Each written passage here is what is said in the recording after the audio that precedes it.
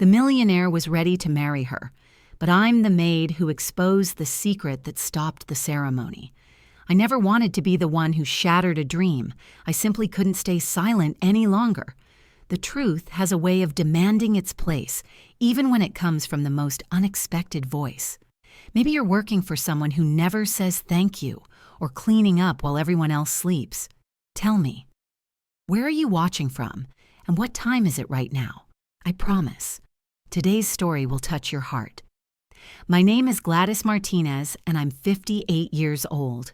For the past 12 years, I've worn what I call the uniform of invisibility. That crisp blue blouse smoothed over my tired shoulders every morning, the worn apron tied around my expanding waist, and these calloused hands that know every crack in the Italian marble floors of the Duval penthouse on Manhattan's Upper East Side. My days began before sunrise in our cramped two-bedroom apartment in Queens, sharing the space with my daughter Maria and her 2 young children. The smell of instant coffee would linger in our tiny kitchen as I prepared for another day of silence, another day of being seen but never truly noticed. The subway ride into Manhattan became my daily meditation. 47 minutes of rattling steel and fluorescent lights, pressed against strangers who were rushing toward their own versions of invisible labor. I'd emerge from the Lexington Avenue station into the crisp New York morning air. My reflection caught briefly in the gleaming windows of luxury boutiques I'd never enter as a customer. The doorman at 740 Park Avenue would nod politely. He knew my face, my schedule, my purpose. I was part of the building's ecosystem, essential yet easily forgotten. Every morning I poured my soul into tasks that erased themselves by evening. Laundry that would be dirty again tomorrow, dishes that would pile up after the next meal, floors that would bear new footprints before I'd even finished polishing the last corner.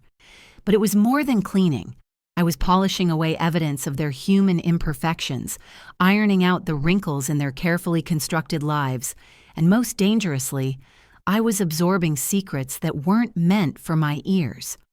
The Duval family had built their vast fortune through strategic investments in the stock market, their wealth branching into cryptocurrency holdings that included substantial Bitcoin assets, real estate portfolios that spanned 3 states, and business ventures that generated passive income streams worth millions. Charles Duval, at 62, possessed the kind of old money confidence that came from generations of accumulated capital, while his second wife, Eleanor, 48 and surgically preserved, managed their social calendar like a military operation.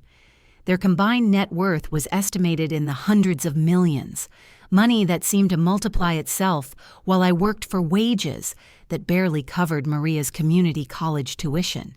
But it was their daughter from Charles's first marriage, Victoria, who'd become the center of my current heartache. At 31, Victoria possessed her father's sharp business instincts and had recently become engaged to Malcolm Rothschild, not of those Rothschilds, but wealthy enough that the distinction hardly mattered. Malcolm owned a chain of luxury hotels across the East Coast, his portfolio worth somewhere north of $50 million, and his intentions toward Victoria seemed genuine enough. The engagement had been announced in the society pages of the New York Times, complete with a photo of Victoria's 10-carat diamond ring that probably cost more than I'd earn in 5 years. One Tuesday afternoon in late October, as I was pressing Eleanor's silk blouses in the laundry room, a glossy wedding invitation slipped from between the fabric folds and fluttered to the floor. The paper was thick and cream-colored, embossed with gold lettering that announced the upcoming union of Victoria Elizabeth Duval and Malcolm James Rothschild. The ceremony was to take place at the Plaza Hotel, where else, in just 2 weeks. As I held that invitation, running my fingers over the raised lettering, I felt something I couldn't quite name. It might have been hope, or perhaps it was simply the naive belief that after 12 years of faithful service, I might finally be included in something that mattered to this family. That evening, my phone buzzed with a text message from Victoria. I remember the exact words because they cut through me like a blade. "Gladys, the wedding is family only. Don't embarrass me by assuming you're invited. We'll need you to work the reception afterwards. Extra hands for cleanup." The casual cruelty of those words, sent while I was probably folding her underwear or scrubbing her bathroom, reminded me once again that I existed in their world only as long as I remained useful, invisible, and grateful. I had expected something different. Maybe not a seat at the ceremony, but acknowledgement, warmth, perhaps even a small thank you for the years I'd spent caring for their most intimate spaces. Instead, I was reminded that I was nothing more than a shadow, a ghost who moved through their lives without leaving footprints of my own. The next morning, I stood in the Duval kitchen at 6:30 a.m., my hands shaking slightly as I prepared Eleanor's elaborate breakfast: steel-cut oats with organic berries and imported honey, fresh squeezed orange juice, and coffee from beans that cost more per pound than I spent on groceries in a week. The kitchen was a monument to wealth: sub-zero refrigerator, wolf range, marble countertops that stretched endlessly, and cabinets filled with china that was used maybe twice a year. I moved through this space like a dancer who knew every step by heart, but that morning, something felt different. The familiar routine felt heavier, more oppressive. As Eleanor swept into the kitchen wearing a silk robe that probably cost more than my monthly rent, she barely glanced in my direction. "The coffee tastes burnt," she announced, though I knew it was perfect. "And make sure you dust the living room again." I noticed fingerprints on the side tables. She paused at the doorway, her perfectly manicured fingers drumming against the frame. "Oh, and Gladys? Victoria mentioned you understand your place regarding the wedding." "Good. We wouldn't want any awkwardness." That word, place, hit me like a physical blow. My place.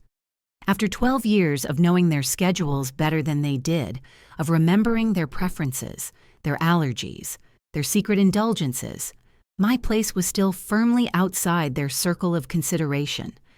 I nodded silently, the way I'd been trained to do, and watched her glide away in her designer slippers.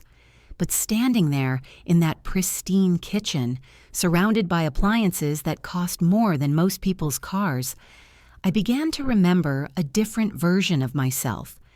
I remembered Gladys Martinez before she became the Duval's invisible woman. I remembered the young mother who used to sing while she worked, who dreamed of opening her own small restaurant somewhere in the Bronx, who believed that hard work and loyalty would eventually be rewarded. When had I stopped being that woman? When had I accepted that my dreams were less important than their convenience? The sacrifices I'd made over these 12 years were staggering when I lined them up in my mind like receipts for a life I'd never fully lived. I missed Maria's high school graduation because Eleanor needed help hosting a dinner party that ran late.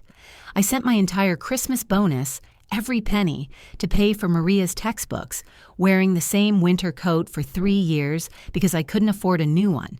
When Maria's children were born, I wasn't there to hold them in their first hours because Charles had a business emergency that required me to work through the weekend, organizing his home office while he closed a deal worth several $1,000,000.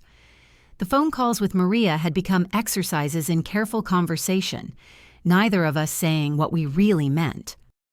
"Mom, when are you coming to visit?" she'd ask, and I'd make excuses about work, about not being able to take time off, about needing to save money. The truth was more complicated.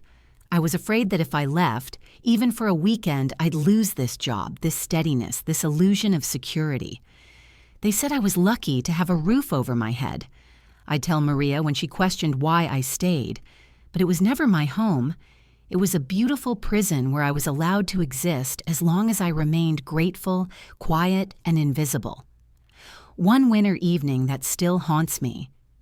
I was on my knees scrubbing the marble countertops in the main bathroom, the one where Eleanor soaked in her imported bath salts while I cleaned around her, when she looked down at me and said, "Just make sure it's clean this time. I'm tired of apologizing to guests for your mistakes." There were no mistakes. The bathroom was spotless, the way it always was, but she needed someone to diminish, and I was convenient. I blinked back tears, wondering if I was even human to them or just the sum of my labor. Was I loved, even a little, or merely useful? The small cruelties accumulated like dust in corners I could never quite reach. Payday would arrive a week late with no acknowledgement of the delay, no understanding that I had bills, responsibilities, a life that depended on that steady income. Once, Eleanor's cousin from Boston visited for a weekend and within hours was whispering suggestions that I was too familiar with Charles, that my cleaning of his home office showed inappropriate interest. I didn't defend myself. What was the point? In their world, the accusation was enough to create suspicion, and my word carried no weight against theirs. When I caught the flu that January, a nasty bug that left me feverish and barely able to stand, I called in sick for the first time in 3 years. Eleanor's response was a curt text. "We have company coming. Can't you take something and just power through?" I dragged myself to work, medicated and dizzy, cleaning their home while my body begged for rest. They never asked how I felt, never suggested I go home early. I was expected to be invisible, including my human needs. One afternoon, while reaching for a crystal champagne flute on a high shelf, one of dozens that Charles had inherited from his grandmother, my trembling fingers lost their grip. The glass shattered against the marble floor, the sound echoing through the penthouse like a gunshot. As I knelt among the glittering fragments, carefully picking up each piece so no one would cut their feet on my clumsiness, I caught sight of a family portrait hanging in the hallway. Charles, Eleanor, Victoria, and even Eleanor's mother, who visited twice a year. Smiling faces, expensive clothes, the casual confidence that comes from never worrying about money. But no Gladys. Never Gladys. A hollow question echoed in my mind as I swept up the last tiny shards. What would happen if I just walked away? But even as I thought it, fear gripped my chest. Where would I go? How would I survive? Who else would hire a 58-year-old domestic worker with only a 9th grade education? I had no savings to speak of, no safety net beyond this job that had swallowed my life one invisible day at a time. That night, I sat on the edge of my bed in Queens and pulled out an old suitcase from under the bed. My hands moved without conscious decision, folding my few personal clothes, my photograph of Maria's children, the rosary my mother had given me before she died. But when it came time to zip the suitcase closed, I couldn't do it. Fear had paralyzed me so completely that even dreaming of escape felt dangerous. Instead, I took the polyester uniform apron, the one with Duval household embroidered in small letters on the chest, and held it over the kitchen stove flame until it curled and blackened. The synthetic fabric melted rather than burned, filling my tiny apartment with acrid smoke, but I watched it disappear anyway. Then I found the letter I'd been writing and rewriting for months, a resignation letter that explained my feelings, my hurt, my need for basic human dignity, and tore it into pieces so small they looked like confetti. The next day, I returned to work as if nothing had happened, but something had changed inside me, some small spark of rebellion that I couldn't quite extinguish. When Saturday came, my traditional day for deep cleaning the guest bedrooms, I simply didn't show up. For the first time in 12 years, I stayed in bed until 9 a.m., luxuriating in the foreign feeling of choosing my own schedule. My phone buzzed with increasingly irritated texts from Eleanor, but I let them go unanswered. Instead, I took the subway into Manhattan and walked through Central Park, the October air crisp against my cheeks, filling my lungs with something I'd forgotten existed: freedom. I bought a small blueberry muffin from a vendor near the reservoir and sat on a bench, watching young couples walk by with their dogs, elderly men feeding pigeons, joggers whose biggest concern seemed to be beating their personal best time. The simple pleasure of eating something I'd chosen at a time I'd selected, without having to hide in the kitchen or wait until the family was finished, felt almost intoxicating. That night, I fell asleep without the usual gnawing guilt that accompanied any deviation from their expectations.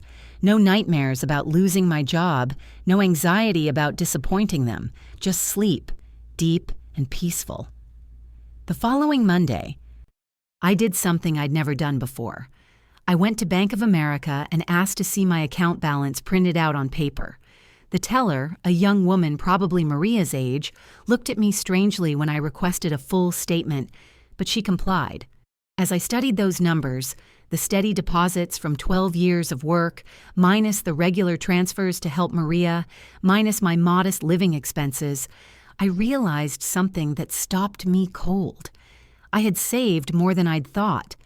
Not wealth by Duval standards, certainly not enough to compare to their vast fortune of stocks, bonds, and cryptocurrency investments, but enough to survive for several months, maybe longer if I was careful.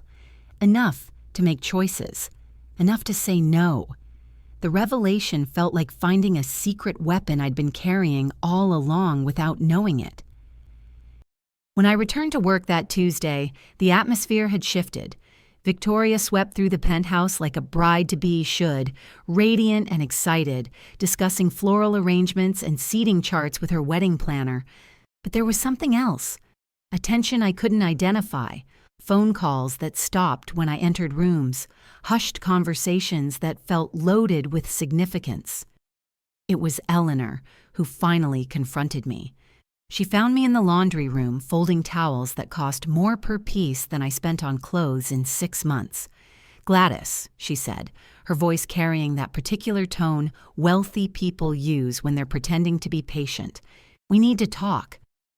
She led me to the formal living room, a space I was allowed to clean but never to inhabit as anything other than furniture that happened to move around and dust things.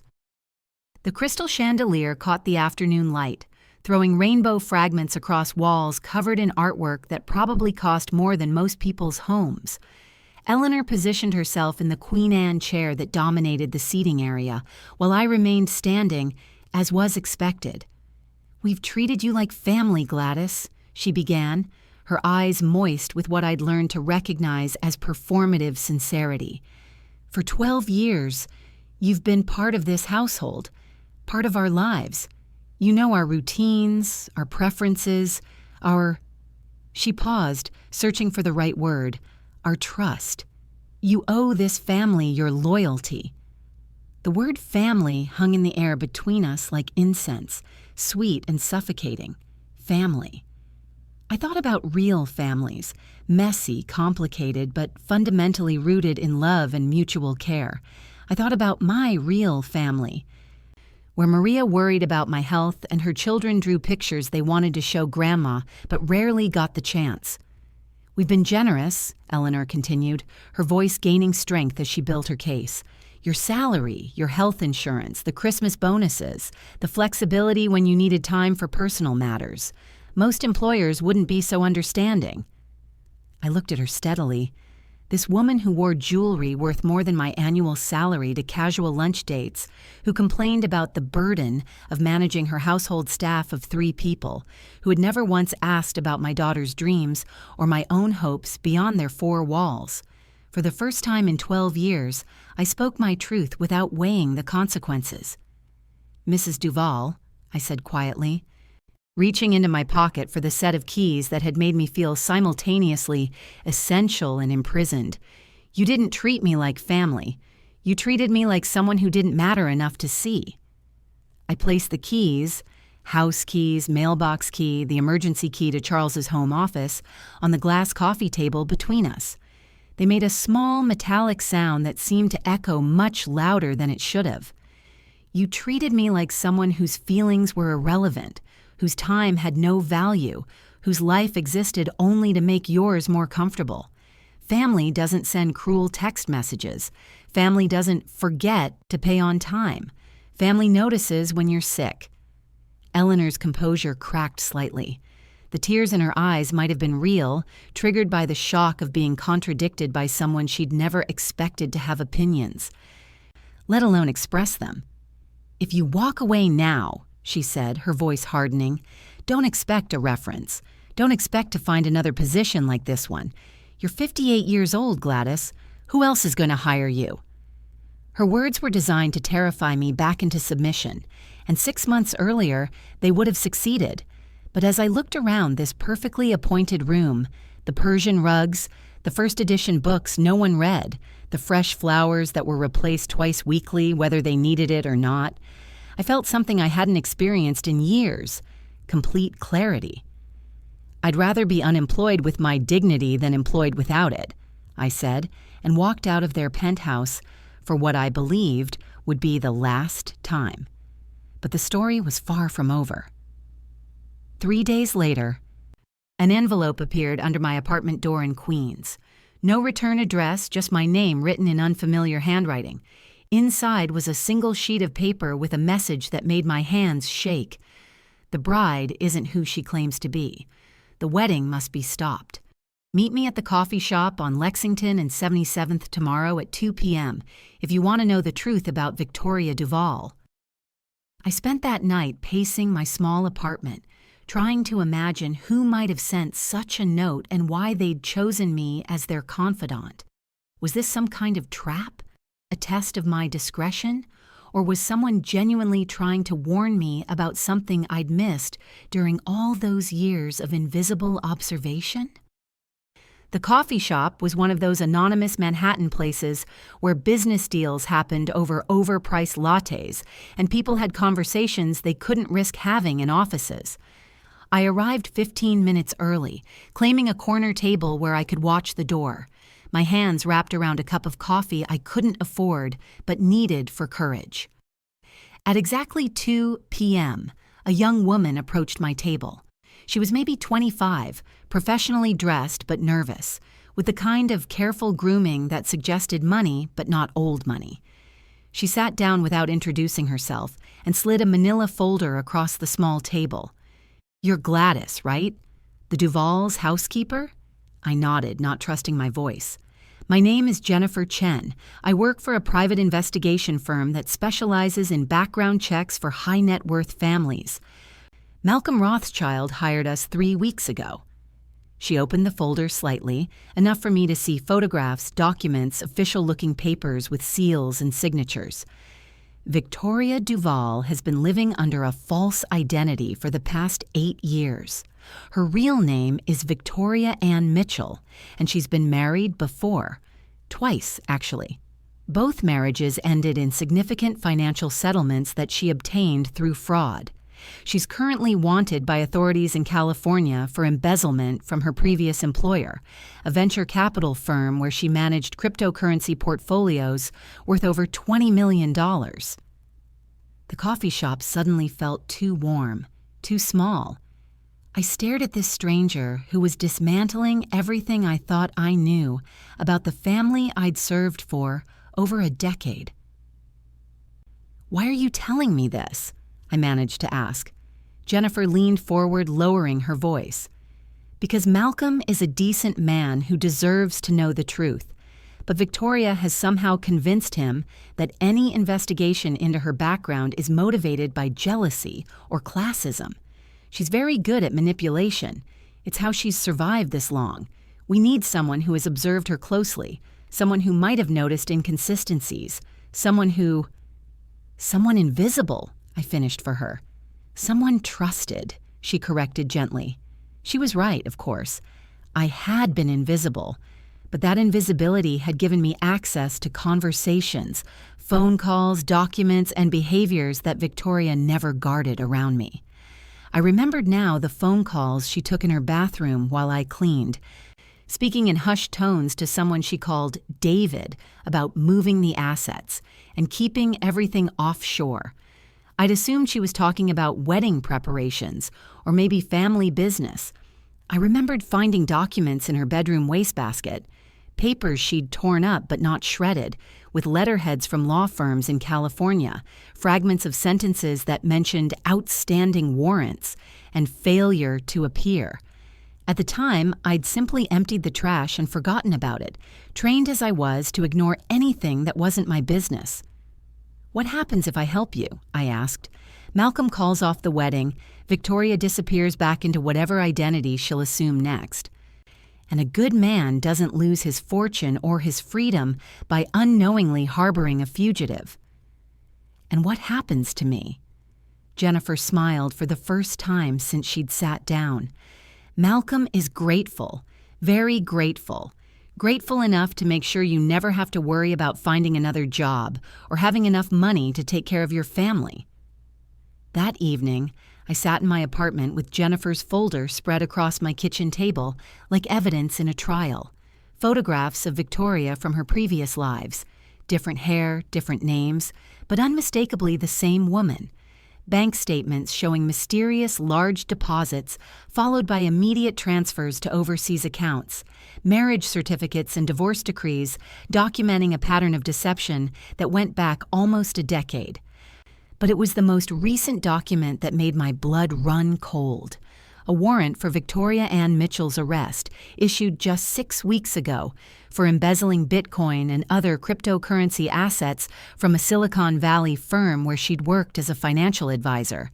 The stolen amount was over $12 million. I thought about Malcolm, a kind man who'd always treated me with basic courtesy during his visits to the penthouse, who remembered my name and asked about my family, who was planning to merge not just his life, but his substantial business assets with someone who had made a career of financial fraud. But I also thought about the Duvals, the family I'd served despite their coldness, despite their casual cruelties. Did I owe them a warning? Did 12 years of invisible loyalty count for anything when weighed against their treatment of me?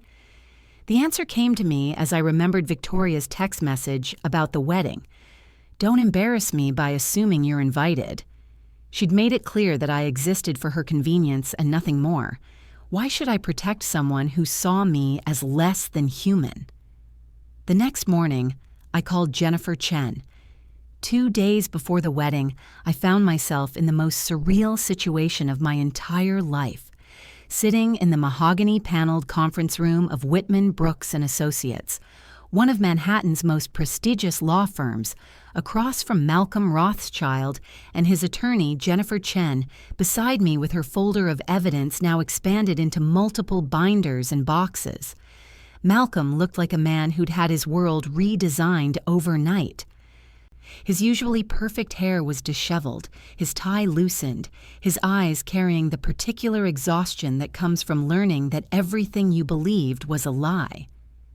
"Gladys," he said, his voice hoarse, "I want you to tell me in your own words what you observed in the Duval household regarding Victoria's behavior." For an hour, I recounted details I'd absorbed without conscious intention. The secretive phone calls, the mysterious documents, the times Victoria had disappeared for days, claiming to visit friends, but returning with new luxury items that seemed inconsistent with casual social visits. I described how she'd insisted on managing Charles's cryptocurrency investments personally, claiming expertise that had impressed the family, but now seemed sinister in light of her history. Most damaging was my memory of overhearing a phone conversation between Victoria and someone she called David, a conversation that had taken place just 2 weeks earlier while I was cleaning her bathroom.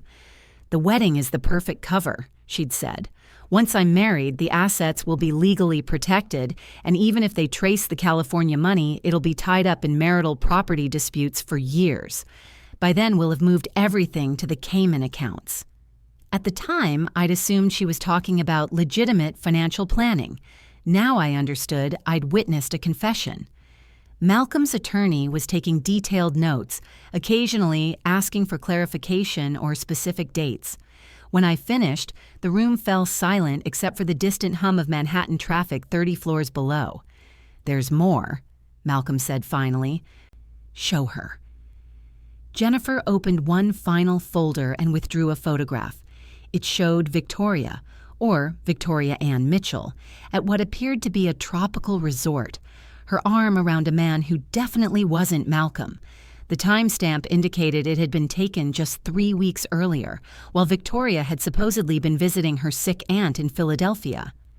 "David," Jennifer explained simply. The wedding scheduled for Saturday afternoon would never take place.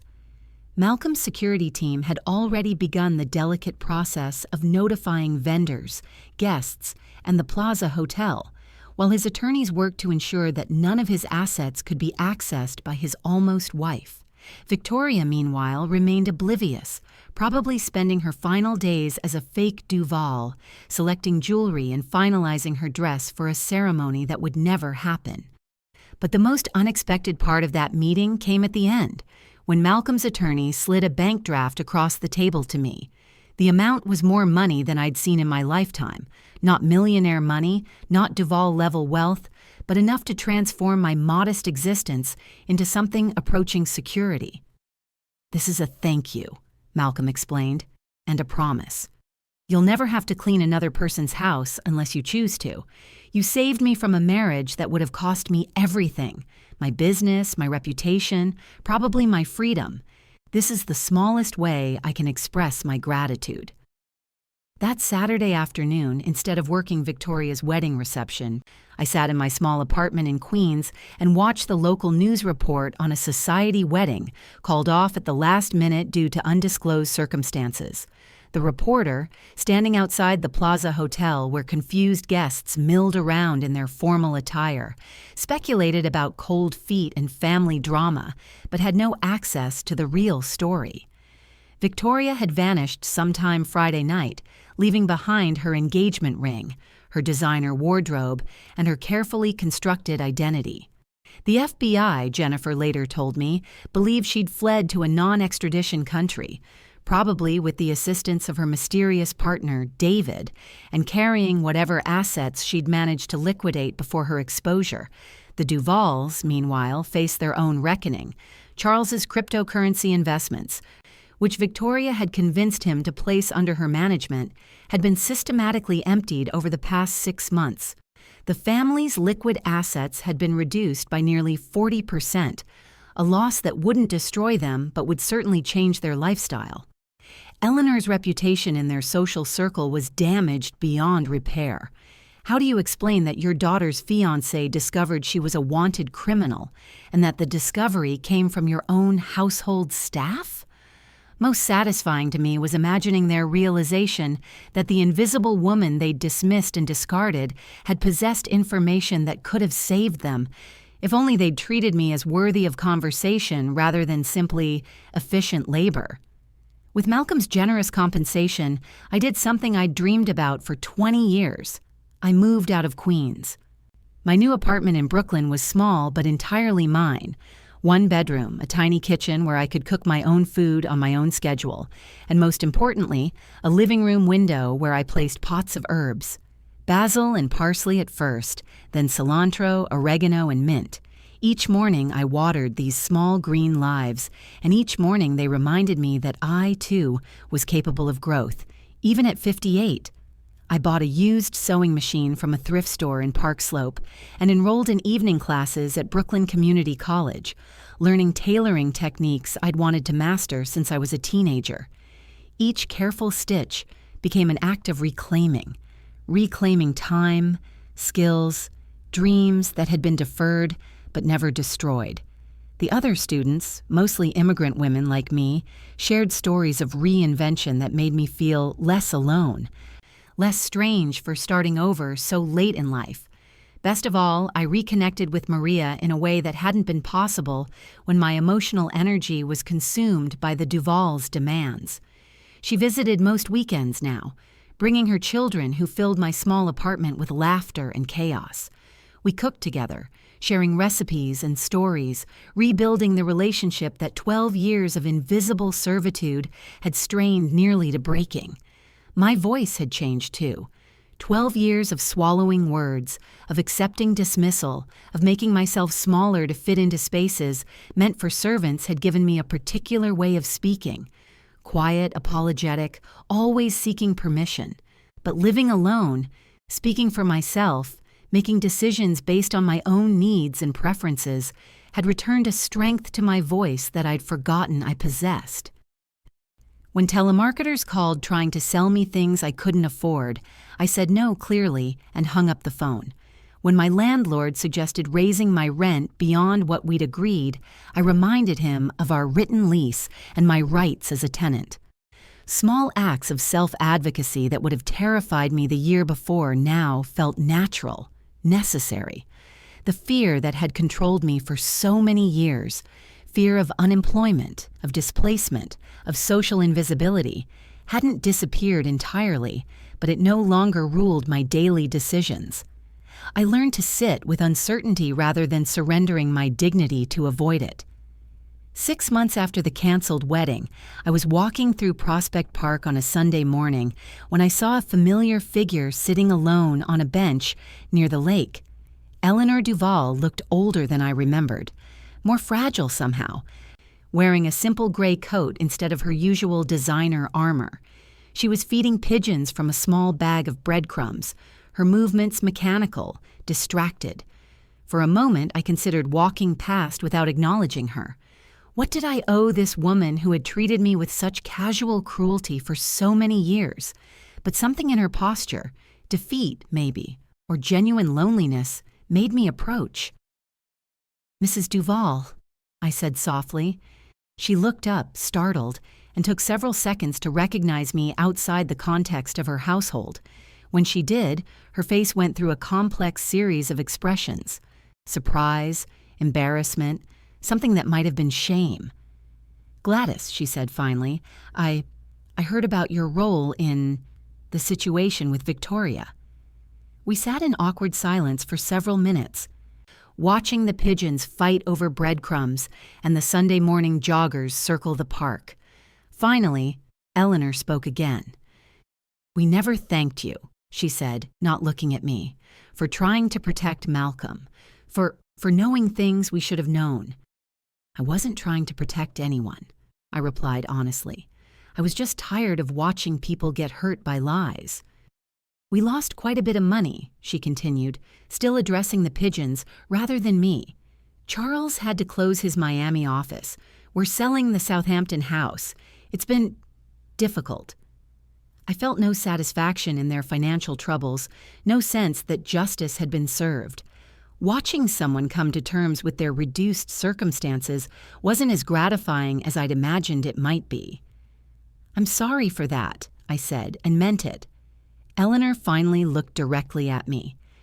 "Are you? Really?" I considered the question seriously. Was I sorry that the Duvals had lost money, that their lifestyle had changed, that their social standing had been damaged by their association with a criminal? "I'm sorry that anyone trusted someone who didn't deserve it," I said finally. "I'm sorry that Victoria hurt people. I'm not sorry that the truth came out." We parted that day without dramatic reconciliation or mutual forgiveness. There were no tearful apologies or promises to stay in touch, but there was something, an acknowledgement of shared humanity, perhaps, or simply the recognition that we had all been changed by our encounter with Victoria's deception. Eleanor had learned that wealth couldn't protect her from certain kinds of vulnerability. I had learned that invisibility, while painful, had given me a unique form of power.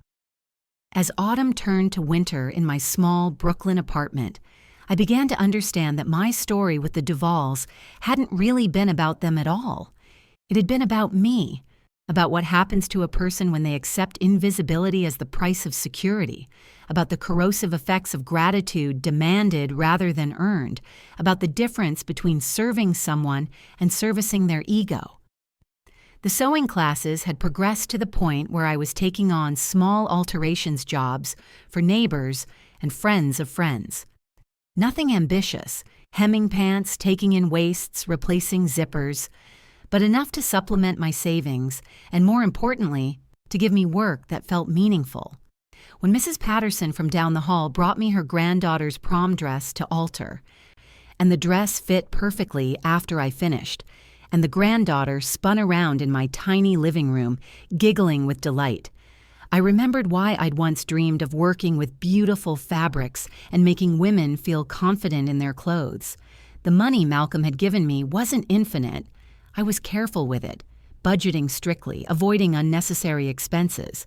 But it had bought me something more valuable than luxury: choice. The choice to say no to situations that diminished me. The choice to pursue work that engaged my skills rather than simply my willingness to tolerate disrespect. The choice to invest in relationships that brought joy rather than anxiety. Maria had been accepted to a graduate program in social work, something that would have been financially impossible when I was sending every spare dollar to supplement her income as a single mother. Now, with my expenses reduced and my situation stabilized, I could help her pursue education that would ultimately improve life for her entire family. Being able to contribute to my daughter's dreams rather than simply her survival felt like a form of redemption. But the most profound change was internal, in the way I inhabited my own life. For 12 years, I'd lived according to other people's schedules, other people's preferences, other people's moods and needs. My own rhythms had been suppressed so completely that I'd forgotten I had any. Now, waking up on Saturday mornings with no agenda except my own desires, I was rediscovering simple pleasures I'd lost. Reading library books in bed until noon, cooking elaborate meals just for myself, taking long walks without destination or timeline. The silence in my apartment was different from the silence I'd maintained in the Duval penthouse. There, silence had been a survival strategy, a way of avoiding notice and minimizing friction. Here, silence was peace, the absence of demand rather than the presence of fear. 1 year after Victoria's vanished wedding, I received an unexpected phone call. Malcolm Rothschild was calling personally, not through attorneys or assistants, to update me on recent developments. Victoria Ann Mitchell had been arrested in Monaco, attempting to board a flight to Dubai with forged documents and approximately $2 million in various cryptocurrency wallets. The FBI was working with international authorities to extradite her back to the United States, where she faced charges in multiple jurisdictions. "I wanted you to know," Malcolm said, "that your testimony will probably be crucial in securing her conviction. Are you prepared for that?" I thought about it seriously. Testifying would mean reliving the Duval years, describing in detail the life of domestic service that I'd worked so hard to move beyond. It would mean publicity, scrutiny, questions about why I'd stayed so long in a situation that diminished me. "Yes," I told him, "I'm prepared." Because I realized that my story, the invisible woman who saw everything, who absorbed secrets, who finally found the courage to speak truth, might help other people recognize their own power. Domestic workers, caregivers, anyone whose labor was essential but unacknowledged might see in my experience proof that they mattered, that their observations had value, that their voices deserved to be heard. The trial, when it finally took place 8 months later, was everything I'd expected and nothing I'd feared. Victoria's defense team tried to paint me as a disgruntled employee seeking revenge, but the evidence was too overwhelming, my testimony too specific and detailed, my motives too clearly protective rather than vindictive. Victoria Ann Mitchell was sentenced to 12 years in federal prison and ordered to make restitution of over $25 million to her various victims. During the sentencing phase, I was allowed to make a statement about the impact of her crimes on the families involved. I kept it simple. Deception hurts everyone it touches, but it hurts most the people who trust completely. I hope she finds a way to make peace with the harm she's caused. After the trial ended, reporters wanted to interview the housekeeper whose observations had helped bring down an international fraud scheme. I declined most of their requests, but I did agree to speak with a journalist from a publication that focused on domestic workers' rights. Our conversation, published 3 weeks later, was titled, "The Power of Seeing: How Invisible Workers Possess Unique Forms of Knowledge." The article generated more attention than I'd anticipated. Other domestic workers reached out to share their own stories of secrets witnessed, dangers observed, information collected during years of invisible service. Several mentioned situations where their observations might have prevented harm if anyone had thought to listen to them. Labor advocacy organization invited me to speak at their annual conference about the importance of protecting domestic workers, not just from exploitation, but from the psychological damage of systematic dismissal. Standing at a podium before an audience of several hundred people, I felt the final transformation of my voice from whisper to statement. We see everything, I told them. We know schedules, habits, relationships, problems, secrets. We understand household dynamics in ways that family members sometimes don't, because we observe without the emotional investment that creates blind spots. This knowledge makes us valuable, but only if we're treated as capable of contributing more than just physical labor. The applause was long and genuine, but more important was the conversation afterward with dozens of women who recognized their own experiences in mine. They shared stories of employers who treated them as invisible, families who never learned their full names, children who grew up thinking domestic workers were furniture that happened to move around and clean things. But they also shared stories of transformation, returning to school, starting their own businesses, finding employers who treated them with dignity, discovering their own worth despite years of messages suggesting they had none. 2 years after leaving the Duval penthouse, I opened a small alterations shop in Park Slope. The space was tiny, just room for a sewing machine, a fitting area, and a counter where customers could discuss their needs. But it was mine. The sign in the window read, Gladys Martinez, Custom Tailoring and Alterations. All bodies deserve beautiful clothing. The work was different from anything I'd done before, in ways both practical and emotional. Instead of erasing evidence of people's lives, I was helping them present themselves more confidently to the world. Instead of being invisible, I was an essential part of occasions that mattered: job interviews, weddings, graduations, first dates. Instead of swallowing criticism, I collaborated with customers to achieve exactly what they envisioned. My first regular customer was Mrs. Chen, a retired librarian who needed her late husband's suits altered to fit her changing body as she aged. She'd been avoiding social events because her clothes no longer fit properly, and she couldn't afford an entirely new wardrobe. Working with her taught me that alterations could be acts of compassion, ways of helping people maintain dignity and confidence during difficult transitions. Word spread through the neighborhood networks that sustain small businesses. The woman at the corner grocery store whose daughter needed a prom dress adjusted. The man who ran the bodega and needed his work shirts taken in after losing weight. The elderly couple who wanted matching outfits for their 50th wedding anniversary. Each customer brought not just clothing but trust, allowing me to touch the fabrics closest to their skin, to help them feel comfortable and confident in their bodies. The income was modest but steady, supplemented by the alterations I did for a local dress shop whose customers needed expert tailoring. I was building something sustainable rather than simply surviving paycheck to paycheck. More importantly, I was building relationships based on mutual respect rather than power imbalances that required me to accept mistreatment as the price of employment.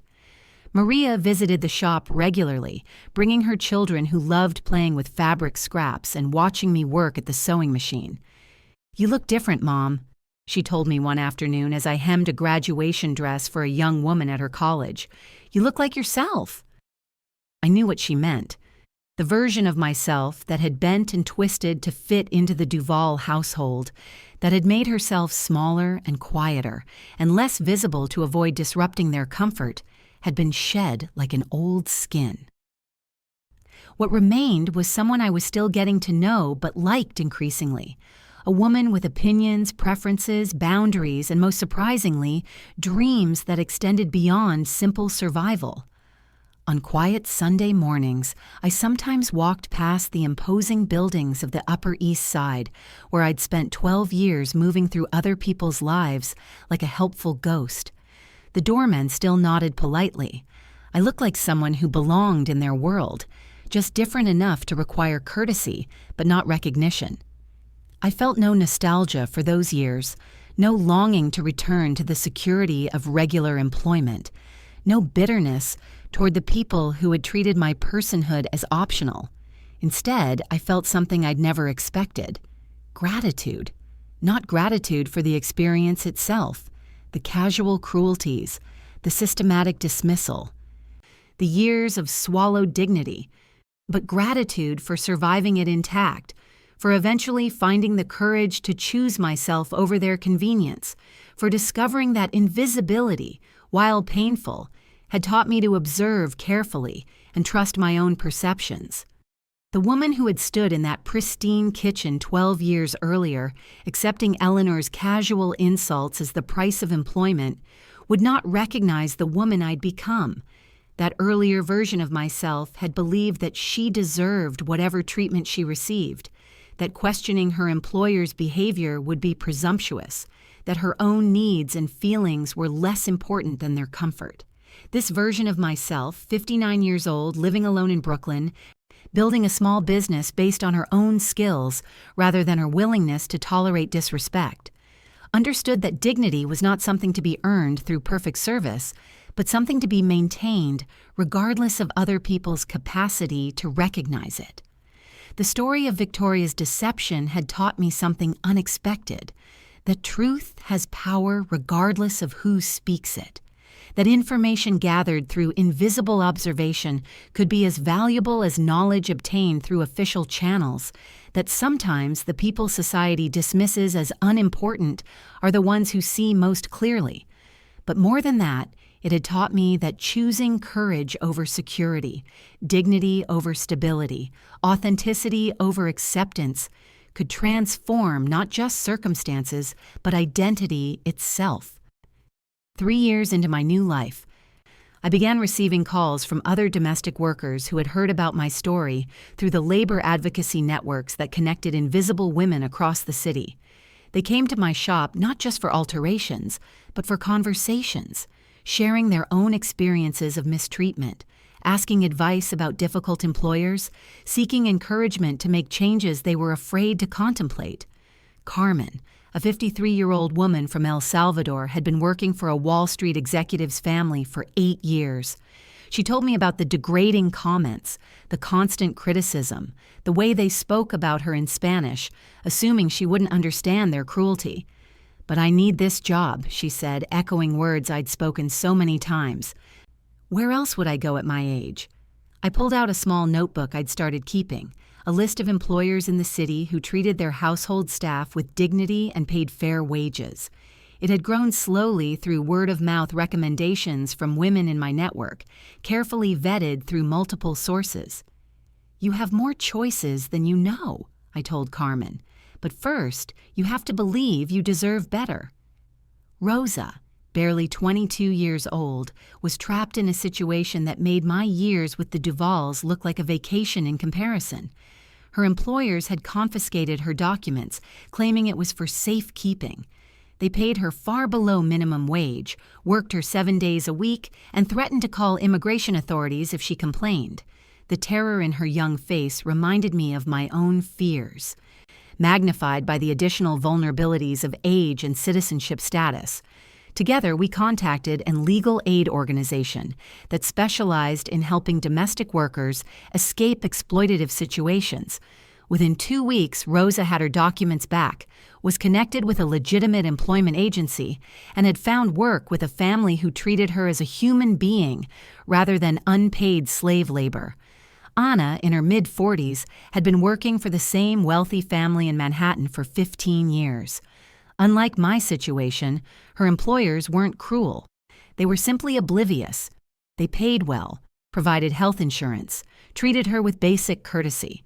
But Anna was dying inside from the complete absence of acknowledgement that she was a person with thoughts, feelings, dreams, interests beyond their household management. "They're not bad people," she kept insisting, as if needing to justify her growing depression. I shouldn't complain. Other workers have it much worse. "Being grateful that you're not being beaten doesn't mean you have to accept being ignored," I told her. "Kindness isn't the same thing as recognition. Respect isn't the same thing as humanity." These conversations became as important to me as the alterations work. I was learning that my experience with the Duvals, painful as it had been, was just one point on a vast spectrum of ways that domestic workers were diminished, dismissed, and denied full personhood by the families they served. But I was also learning that my story of transformation, however small and personal, was giving other women permission to imagine their own versions of change. Not everyone could walk away dramatically as I had, but everyone could make small adjustments in how they allowed themselves to be treated, in what they accepted as normal, in how they valued their own dignity. The alteration shop became an informal headquarters for this growing network of women. We started meeting monthly in my tiny space, sharing information about fair employers, warning each other about exploitative ones, pooling our resources to help women escape dangerous situations. Lucia, who had worked for a pharmaceutical executive who regularly screamed at her for imaginary infractions, used our network to find a position with a retired teacher who appreciated her gentle manner with her elderly mother. Sophia, whose previous employers had docked her pay for eating food from their refrigerator, connected with a young family who specifically mentioned that she was welcome to share their meals as part of her compensation package. These weren't dramatic escapes. They were careful, strategic improvements in working conditions that honored both practical limitations and human dignity. Not everyone could risk unemployment, but everyone could begin to see themselves as worthy of better treatment. Through this network, I learned about the invisible economy of domestic labor that kept Manhattan's wealthy households functioning.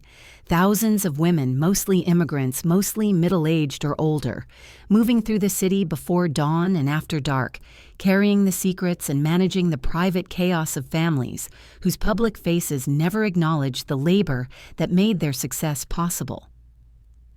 I learned about women who had raised other people's children while their own grew up with grandmother or aunts back home. Women who had cleaned crime scenes and covered up affairs and lied to business partners on their employers' behalf. Women who had been blamed for things they didn't do and never credited for miracles they performed daily. But I also learned about resilience I'd never imagined.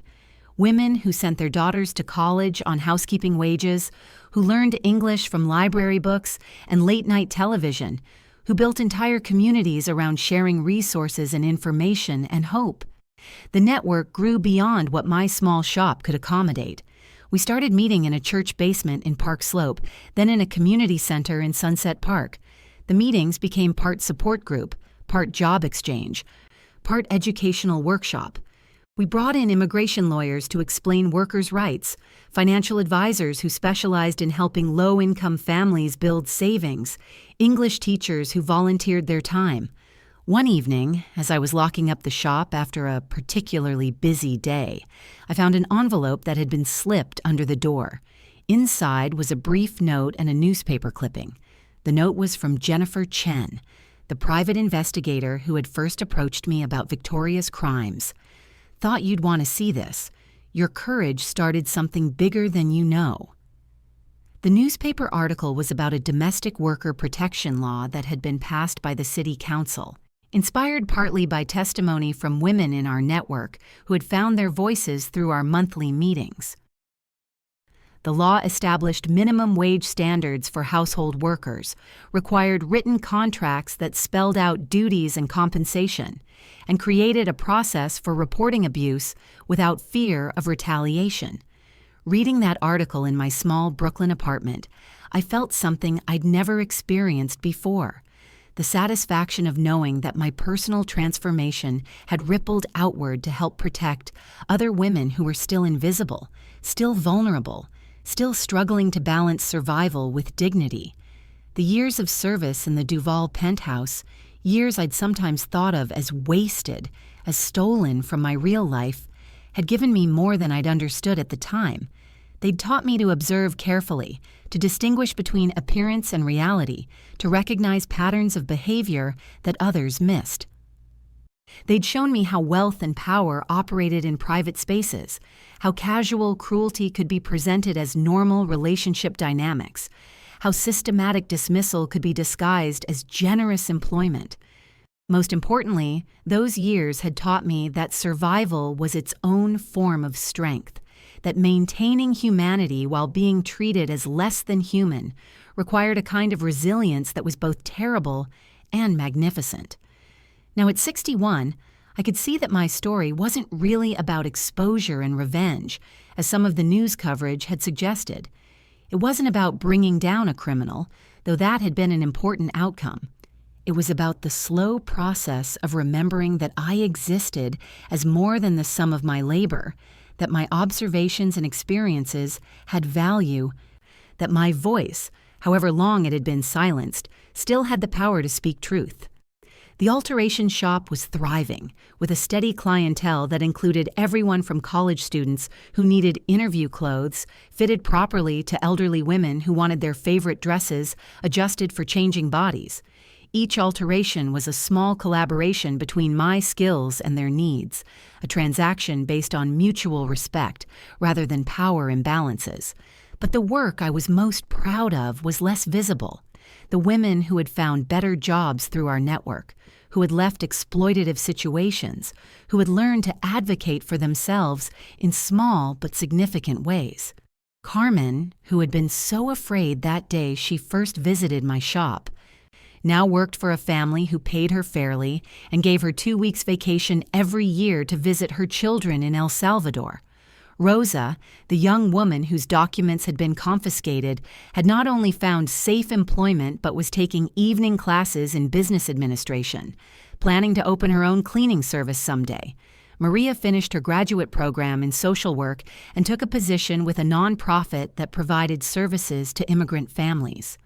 Having seen her mother's transformation from invisible domestic worker to small business owner and community advocate, she brought a particular understanding to her work with women who were still trapped in exploitative situations. Her children, now teenagers, visited my shop regularly, treating it as a second home where they could do homework at the cutting table while I worked.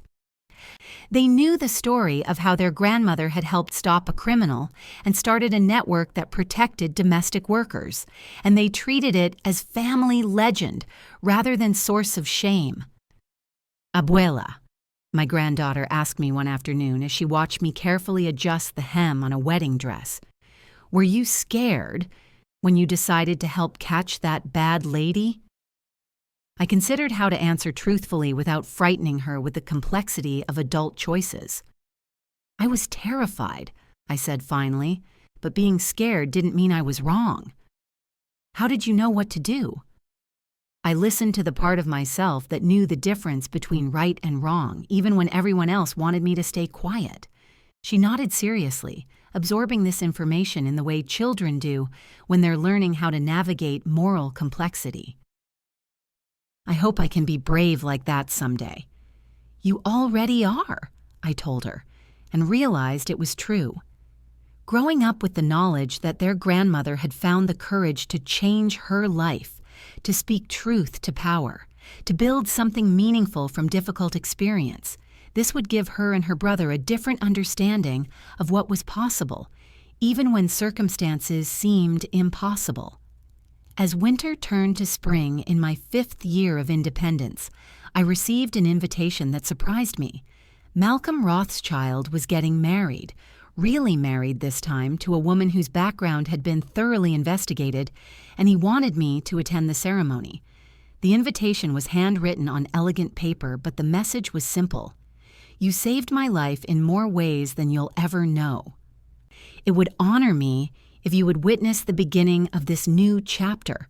No obligation to accept, but you should know that you'll always be welcome at any celebration in my life. I almost declined. Weddings reminded me too much of the Duval years, of standing invisible at the edges of other people's joy. But something in Malcolm's phrasing, the recognition that I had choices, that my presence would be welcomed rather than tolerated, made me reconsider. I bought a new dress for the occasion, something I'd never done in my years of service. Navy blue with small silver beads, elegant without being showy, altered by my own hands to fit perfectly. Looking at myself in the mirror on the morning of Malcolm's wedding, I saw a woman I was still getting to know but increasingly respected, someone who had survived diminishment without becoming diminished, who had found her voice without becoming vindictive, who had transformed personal pain into collective action. The wedding was smaller than Victoria's would have been, held in a garden in Westchester rather than a Manhattan hotel ballroom. Malcolm's bride, Sarah, was a teacher who worked with special needs children, a woman whose life was dedicated to helping others rather than exploiting them. When Malcolm introduced me to her as the woman who saved my life, she gripped my hands and said, "Thank you for protecting someone I love." During the ceremony, as I watched Malcolm and Sarah exchange vows that sounded genuine rather than calculated, I thought about all the different ways people could choose to love each other, with honesty rather than deception, with generosity rather than exploitation, with recognition rather than invisibility. At the reception, I found myself seated at a table with Malcolm's business colleagues and their wives, people who would have dismissed me entirely during my years of domestic service, but introduced as Gladys Martinez, small business owner and community advocate. I was treated with curiosity and respect. They asked about my work, my thoughts on domestic worker protection laws, my experience as an entrepreneur starting over later in life. For the first time in decades, I was seen as someone with interesting experiences and valuable opinions rather than someone whose purpose was to make other people's lives more convenient. As the evening wound down, Malcolm approached my table. "Gladys," he said, "there's something I want you to know. Sarah and I have been talking, and we'd like to establish a fund for domestic workers who want to start their own businesses. Small grants, micro loans, maybe some business training programs. We'd like you to help us design it." The offer was unexpected and overwhelming. They were asking me to help create something that could transform other women's lives the way Malcolm's gratitude had transformed mine. "I'm honored," I said, "but I want to make sure it's designed by the women who will use it, not just for them." "That's exactly why we need your involvement," Sarah said. "You understand that community from the inside. You know what real support looks like versus what privileged people think support should look like." Over the following months, working with Malcolm and Sarah's attorneys and financial advisors, I helped design the Dignity Work Initiative, a program that provided small business loans and training specifically for domestic workers who wanted to become entrepreneurs. The program included mentorship from successful business owners, partnerships with community colleges for skills training, and most importantly, a network of women who could support each other through the challenges of starting over. The first recipient of a Dignity Work Initiative grant was Anna, the woman who had worked 15 years for oblivious but decent employers. She used the money to start a house-sitting service for wealthy families who traveled frequently, building a business that allowed her to work independently while using all the skills she'd developed in domestic service. Rosa, the young woman whose documents had been confiscated, received a grant to start a cleaning cooperative with 3 other women, allowing them to negotiate better wages and working conditions by contracting as a group rather than individual workers. Within 2 years, the initiative had funded 12 small businesses and provided training for over 50 women. More importantly, it had created a model that other cities began to adopt, expanding opportunities for domestic workers to transition from invisible service to visible entrepreneurship. Standing in my alteration shop on a quiet Tuesday afternoon, watching Rosa train 2 new members of her cleaning cooperative on basic business practices, I thought about the strange path that had brought me to this place. The 12 years of invisible service that had felt like imprisonment had given me the observations and experiences I needed to help other women escape similar traps. The casual cruelties I'd endured had taught me to recognize dignity and fight for it, not just for myself, but for others who were still learning to value their own worth. The secrets I'd absorbed while cleaning other people's intimate spaces had shown me how power operated behind closed doors, knowledge that proved crucial when it came time to speak truth. Most unexpectedly, the fear I'd lived with for so many years, fear of unemployment, of homelessness, of aging without security, had been transformed into fearlessness about standing up for what was right, even when it was inconvenient for people who benefited from injustice. As evening approached and I prepared to close the shop, I reflected on the conversation I'd had that morning with a new customer, a young woman named Isabella, who had just started working for a wealthy family in Manhattan. She'd been recommended to me by another woman in our network, and she'd come not for alterations but for advice. "They seem nice," she'd said about her employers, "but I've heard stories. How do I know if I'm being treated fairly? How do I protect myself if things go wrong?" I'd spent an hour with her, sharing practical strategies for maintaining dignity in domestic work, insisting on written agreements about duties and compensation, keeping detailed records of hours worked and wages paid, building relationships with other domestic workers for support and information sharing. But most importantly, I'd told her what I wished someone had told me 20 years earlier. You are not invisible, even when they treat you like you are. Your work has value beyond what they pay you for it. Your observations matter. Your voice matters.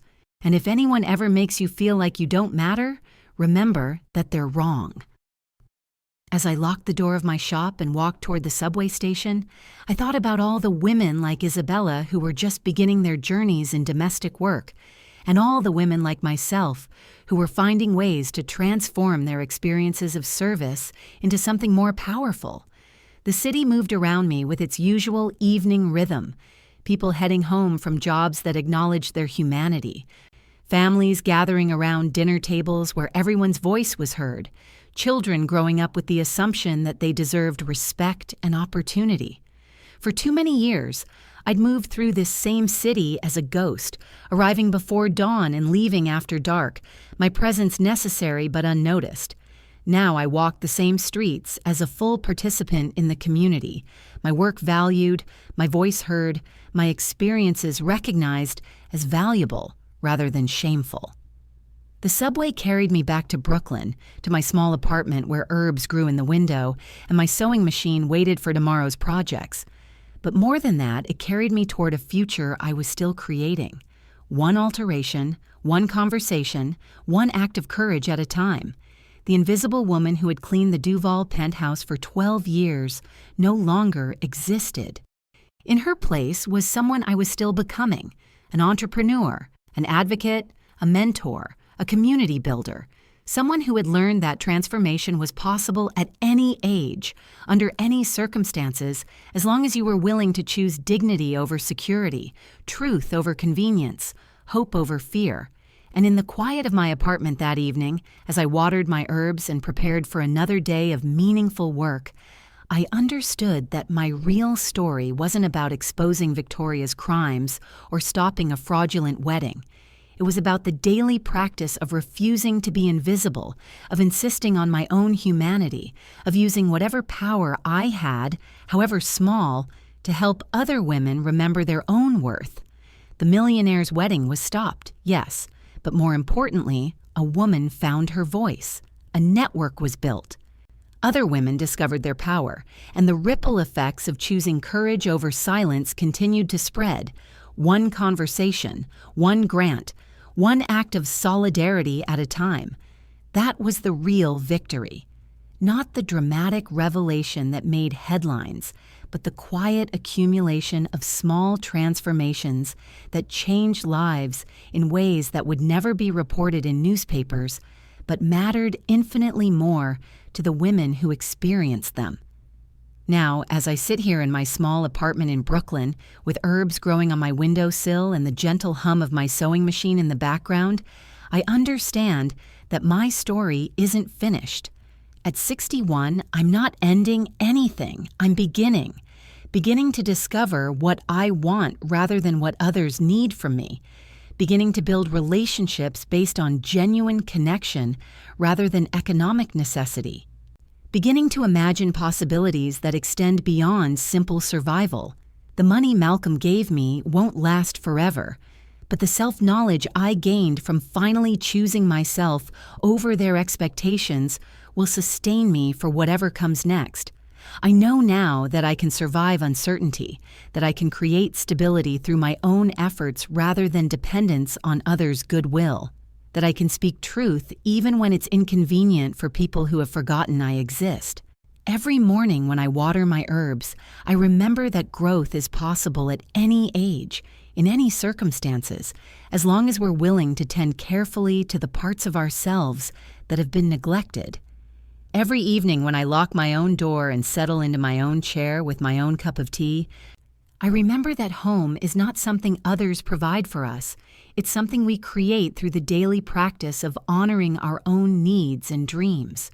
The invisible woman who raised other people's children while her own daughter grew up with questions, who cleaned other people's messes while her own life remained disordered, who protected other people's secrets while her own truth remained unspoken. That woman taught me everything I needed to know about resilience, observation, and the quiet power that comes from survival itself. Now I use those lessons to build something entirely my own, a life that reflects my values rather than their convenience, work that engages my creativity rather than just my willingness to accept mistreatment, relationships that nourish rather than drain me. And sometimes, when young women come to my shop needing alterations for job interviews or first dates, I see in their faces the same uncertainty I carried for so many years. The question of whether they deserve to take up space, to ask for what they need, to expect basic respect and kindness from the people around them. To them, I offer more than hemming and taking in seams. I offer the evidence of my own transformation, proof that it's never too late to choose yourself, never too late to walk away from situations that diminish you, never too late to discover that your voice, your observations, your truth matter more than their comfort. Have you ever felt invisible in your own life? Have you worked for people who forgot you were human? Have you stayed in situations that required you to become smaller, quieter, less yourself, just to keep the peace? You're not alone in that experience, and you don't have to accept it as permanent. If this story touched your heart, please leave a like and subscribe. It helps this message reach other women who work with dedication and heart, but need reminding of their own worth. To continue this emotional journey, we've prepared a special podcast filled with equally moving stories.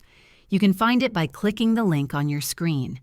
Thank you for joining me on this journey of remembering that we all deserve dignity, respect, and the chance to write our own endings. Until our next story together, remember, you are never as invisible as people who benefit from your silence would like you to believe. I'll see you in the next story.